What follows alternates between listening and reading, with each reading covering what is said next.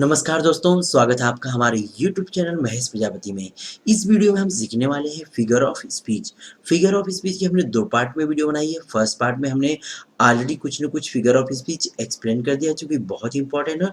Figure of speech की part 1 की video की लिंक आपको डिस्क्रिप्शन में मिल जाएगी, आप जाके उसे जरूर देखिएगा। इस पार्ट में हम इंक्लूड करने वाले हैं कुछ अदर जो पार्ट ऑफ स्पीच, जो कि यहाँ पे आपको स्क्रीन पे दिख रहा है। फर्स्ट पार्ट में हमने इंक्लूड किया ये सारे के सारे जो भी दिख रहे हैं, ये हमने पार्ट 1 में इंक्लूड किया है, जैसे कि सिमिले, मेटाफोर, एलिट्रेशन, रिपीटेशन, पर्सोनिफिकेशन, ये जितने भी पार्ट्स ऑफ स्पीच है हमने फर्स्ट पार्ट में इंक्लूड किया है।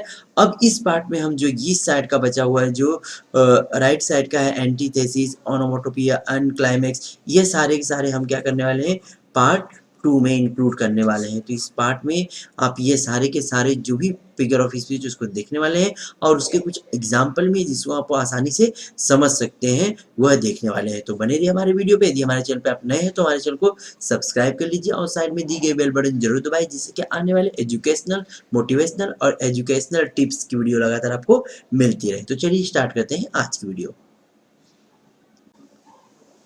देखिए, पार्ट 2 में पहला हम देखने वाले हैं फिगर ऑफ स्पीच, जिसका नाम है एंटीथेसिस। एंटीथेसिस का मतलब होता है यहाँ पे two opposite words are use in the same sentence. मतलब एक ही सेंटेंस में दो अलग अलग अपोजिट वर्ड, आपको बस कहा जाना है अपोजिट, दो अलग अलग अपोजिट वर्ड एक ही सेंटेंस में यूज हुए थे, वहां पे एंटीथेसिस होता है। चलिए एग्जाम्पल के माध्यम से समझने की कोशिश करते हैं। देखिए यहाँ पे पहला एग्जाम्पल दिया है, speech is silver but silence is gold. Speech, speech means बोलना या तो आवाज हो सकती है, और साइलेंस मीन्स क्या होता है, शांति। मतलब ये दोनों स्पीच एंड साइलेंस दोनों एक ही सेंटेंस में यूज किए गए हैं, और दोनों अपोजिट वर्ड है। इसकी वजह से यहाँ पे क्या हो सकता है, एंटीथेसिस है। नेक्स्ट दूसरा एग्जाम्पल है, patience is better, patience is bitter but it has a sweet fruit. Patience is bitter, देखिए बिटर एक अलग वर्ड है और स्वीट एक अलग। बिटर मीन्स कड़वा और स्वीट मीन्स मीठा। ये दोनों भी क्या है, अपोजिट वर्ड है, तो एक ही सेंटेंस में यूज किए गए। यहाँ पे भी एंटीथेसिस है। नेक्स्ट अगला example, it was the best of times, it was the worst of times. यहाँ पे देखिए बेस्ट और यहाँ वर्स्ट दोनों अपोजिट वर्ड हैं, यहाँ पे एक ही सेंटेंस में यूज किए गए, इसलिए यहाँ पे क्या होगा, एंटीथेसिस होगा। यहाँ मुझे उम्मीद है आपको एंटीथेसिस समझ में आ गया होगा। नेक्स्ट अगला देखते हैं हम, ओनोमेटोपिया। ओनोमेटोपिया क्या होता है, some words are use in the sentence which express sound.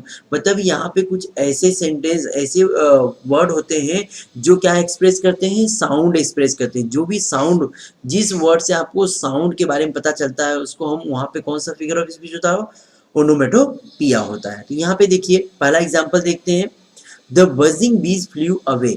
Buzzing, buzzing माने क्या होती है, जो बीज होती हैं उनके भिनभिनाने की आवाज को हम क्या कहते हैं, बजिंग कहते हैं। तो ये क्या होता है, बजिंग, ये एक साउंड को एक्सप्रेस कर रहा है। नेक्स्ट अगला एग्जांपल है, the sack fell into the river with a splash.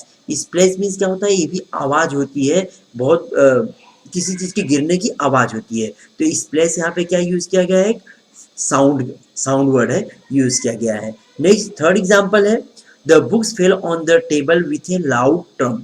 Term means में धपाक से आवाज करते हुए गिरना। तो ये भी क्या है, साउंड को एक्सप्रेस कर रहा है, साउंड को बता रहा है। And he looked at the roaring. Roaring means क्या होता है, आवाज करना, गरजना, और गरजना भी क्या है, एक साउंड वर्ड है। So here it is also onomatopoeia. Okay, next हमारा है फिफ्थ वन है, the rustling leaves kept me awake. Rustling means पत्तियों का खड़खड़ाना। ये पत्तियां जो खड़खड़ाती हैं, सड़सड़ाती हैं, उनकी आवाज को हम क्या कहते हैं, रसलिंग। तो इस तरह यहाँ पे क्या है, जितने भी वर्ड्स मैंने यहाँ पे बताए हैं, ये सारे वर्ड्स क्या करते हैं, साउंड को एक्सप्रेस करते हैं। इसलिए यहाँ पे कौन सा फिगर ऑफ स्पीच होगा, ओनोमेटोपिया होगा। ओके, नेक्स्ट अगला देखते हैं, क्लाइमेक्स। क्लाइमेक्स में क्या होता है, यहाँ पे देखिए words are given in the ascending और इंक्रीजिंग ऑर्डर। जो वर्ड्स दिए रहेंगे या ग्रुप ऑफ वर्ड्स दिए रहेंगे वह असेंडिंग ऑर्डर, मतलब बढ़ते क्रम में रहेंगे। देखिए यहाँ पे कैसा दिया, पहला एग्जांपल, एग्जांपल से आपको आसानी समझ में आया क्लाइमेक्स क्या होता है। आई केम, आई सा, आई कॉन्कर। यहाँ पे आई केम मीन्स मैं आया, मैंने देखा और मैं जीता। मतलब यहाँ से काम कैसा हो रहा है, मतलब मतलब आना और देखना और जीतना। मतलब काम छोटे से क्या है आगे बढ़ रहा है, मतलब स्टार्टिंग से, हाँ मतलब कम इंपॉर्टेंस से ज़्यादा इंपॉर्टेंस दिया जा रहा है। इस तरह यहाँ पे क्या हो जाएगा, असेंडिंग ऑर्डर हो जाएगा इस ये चीज़ का, इसलिए यहाँ पे क्लाइमेक्स होगा। नेक्स्ट दूसरा एग्जाम्पल समझने की कोशिश करते हैं। He was abused, beaten and killed. He was abused, पहले उसको अब्यूज किया गया, गाली गलौज किया गया, फिर मारा गया और उसके बाद खत्म कर दिया गया, उसको मर्डर कर दिया, उसको मार दिया गया। तो यहाँ पे भी देखिए क्रम कैसा है, बढ़ता जा रहा है। अब्यूज किया गया उसको, फिर उसको मारा गया, उसके बाद उसके बाद मारा पीटा गया, उसके बाद उसको मार दिया गया। तो ये भी क्या हो गया, असेंडिंग पढ़ रहा है। यहाँ पे क्या है, ये जो क्रम है बढ़ता हुआ जा रहा है, इसकी वजह से यहाँ पे क्या हो जाएगा, क्लाइमेक्स हो जाएगा। मतलब काम कैसा बढ़ रहा है, पहले कोई भी काम क्या करता है, पहले गाली गलौज करता है, फिर मारता पीटता है, फिर मर्डर कर देता है। मतलब यहाँ पे काम कैसा हो रहा है, बढ़ रहा है। पहले गाली गलौज, फिर मारा पीटी, फिर उसके बाद मर्डर आ गया सीधा। तो इसकी वजह से यहाँ पे काम कैसा है, बढ़ता हुआ जा रहा है, बढ़ते क्रम में जा रहा है, इसलिए यहाँ पे क्लाइमेक्स होगा। नेक्स्ट अगला एग्जाम्पल, थर्ड एग्जाम्पल समझने की कोशिश करते हैं। Cricket means ball, bat, people and crowd. अब क्रिकेट का मतलब होता है बॉल, बॉल मीन्स एक छोटी चीज है, फिर उसका बैट बड़ी चीज बता रहा है, फिर पीपल थोड़ा और बड़ा बता रहा है, और क्राउड मतलब सबसे ज्यादा। मतलब ये चीजें कैसी हो रही, बढ़ती हुई दिख रही है आपको। बॉल छोटा हो गया, बैट थोड़ा और बड़ा हो गया, पीपल थोड़े और ज्यादा लोग हो गए, एंड क्राउड मतलब सबसे ज्यादा हो गए। तो ये भी चीज यहाँ पे क्या हो रही है, बढ़ती जा रही है। तो यहाँ पे क्या रहेगा, क्लाइमेक्स रहेगा। मुझे उम्मीद है आपको क्लाइमेक्स समझ में आया होगा। नेक्स्ट अगला देखते हैं, figure of speech. Anti climax. Anti climax क्या होता है देख लीजिए। Anti climax is the opposite of climax. Anti climax क्या होता है, क्लाइमेक्स का जस्ट अपोजिट होता है। क्लाइमेक्स से हमने कौन सा देखा था, क्रम कैसा था, बढ़ता जा रहा था, कोई भी घटना है वो बढ़ती जा रही थी। बट यहाँ पे क्या होने वाला है, words are given in descending और डिक्रीजिंग ऑर्डर। जो भी वर्ड्स दिए रहेंगे वो डिसेंडिंग ऑर्डर में होंगे या तो डिक्रीजिंग ऑर्डर में होंगे। चलिए एग्जाम्पल समझने की कोशिश करते हैं।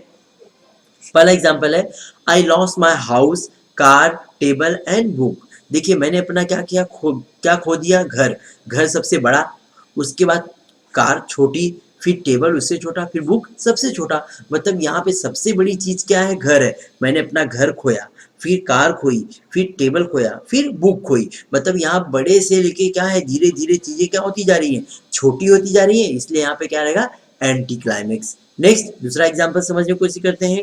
He was killed, beaten and abuse. यहाँ पे देखिए सबसे पहले उसको किल कर दिया गया, मार दिया गया, मतलब मारना एक बड़ी बात है। फिर उसके बाद बीटन, उसके बाद छोटी बात आ गई, उसको पीटा गया। उसके अब्यूज, अब्यूज माने गाली गलौज किया गया। मतलब सबसे छोटी, मतलब सबसे बड़ी बात से बात कैसी जा रही है, धीरे धीरे घटते क्रम में जा रही। तो यहाँ पे क्या हो जाएगा, एंटी क्लाइमेक्स हो जाएगा।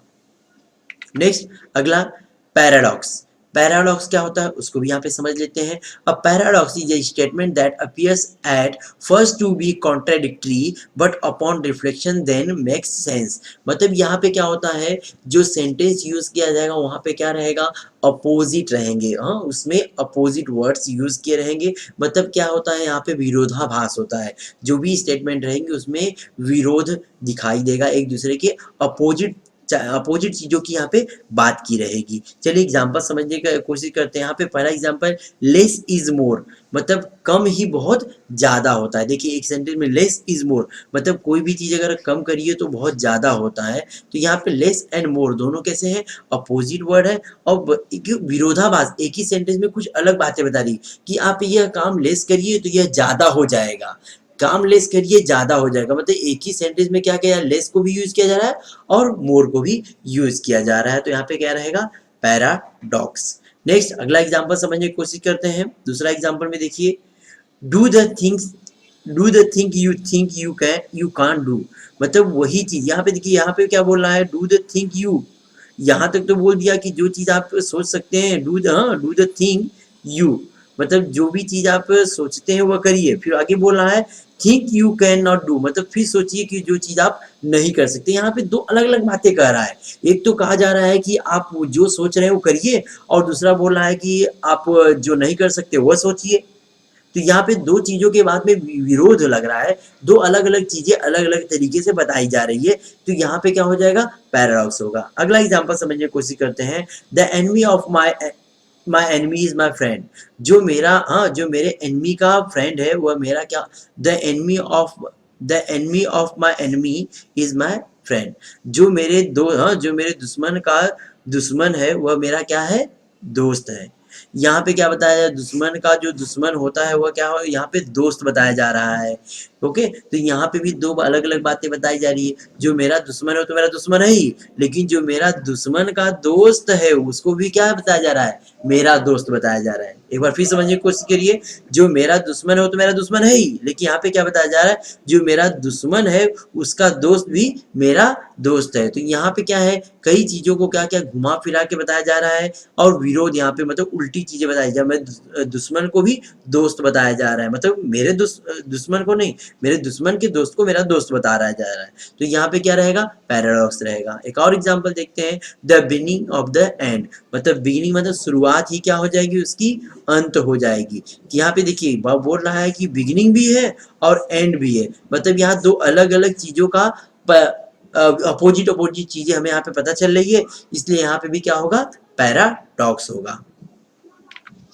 नेक्स्ट अगला है सिनेक्डॉक। सिनेक्डॉकी मीन्स क्या होता है, synecdoche is a figure of speech in which a word a part of the something represent the whole or it may use a whole to represent a part. यहाँ पे क्या है, सिनेक्डॉकी क्या होता है, एक फिगर ऑफ स्पीच है जहाँ पे किसी एक वर्ड का यूज पूरे पूरे पूरे पार्ट के लिए किया जाता है। किसी एक वर्ड का, ध्यान से देखिएगा, किसी एक वर्ड का किसी एक पार्ट का यूज पूरे पार्ट को बताने के लिए किया जाता है, या पूरे पार्ट को एक वर्ड के द्वारा एक्सप्रेस किया जाता है, तो वहां पे क्या होता है, सिनेक्डॉकी होता है। ध्यान दीजिएगा, यहाँ पे किसी एक वर्ड के द्वारा किसी ग्रुप के बारे में बता देते हैं, या तो किसी ग्रुप ऑफ वर्ड के बारे की हेल्प से एक वर्ड के बारे में बता देते हैं, तो वहां पे सिनेक्डॉकी होगा। अब सिनेक्डॉकी का कुछ एग्जांपल देख लेते हैं। पहला एग्जांपल देखिए यहाँ पे, he has many mouth to feed. He has many mouth, यहाँ देखिए माउथ क्या होता है, मुंह होता है, लेकिन यहाँ पे ही हैज मेनी माउथ, किसी के पास ढेर सारे मुंह तो होते नहीं है,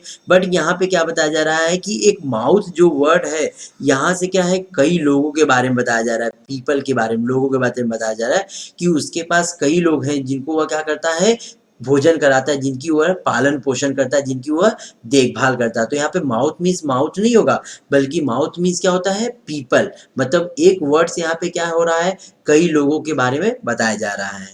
नेक्स्ट अगला है, India won the first 2020 match against England. अब ये इंडिया है, तो इंडिया तो एक कंट्री है, तो ये कंट्री तो किसी मैच को खेलती नहीं है, बल्कि वहाँ के जो प्लेयर्स होते हैं यह उसको एक्सप्रेस करता है, मतलब इंडियन प्लेयर्स को बता रहा है। इंडिया मीन्स यहाँ पे क्या हो जाएगा, इंडियन प्लेयर हो जाएगा। ओके, ये इंडिया नहीं होगा, बल्कि क्या होगा, इंडियन प्लेयर जो होते हैं, इंडियन जो क्रिकेट टीम है उसके बारे में बताया जा रहा है। तो यहाँ पे इंडिया एक जो वर्ड है वह किसको एक्सप्रेस कर रहा है, इंडियन प्लेयर्स को एक्सप्रेस कर रहा है, और जो फर्स्ट सेंटेंस हमारा जो माउथ था वह क्या करता, लोगों को एक्सप्रेस कर रहा था, कई लोगों को एक्सप्रेस कर रहा था। तो मतलब एक वर्ड से क्या है, कई ग्रुप्स के बारे में पता चलता है, तो वहां पे क्या होता है, सिनेक्डॉकी होता है। इस तरह का फिगर ऑफ स्पीच आप ध्यान दीजिएगा। नेक्स्ट अगला देखते हैं, पन।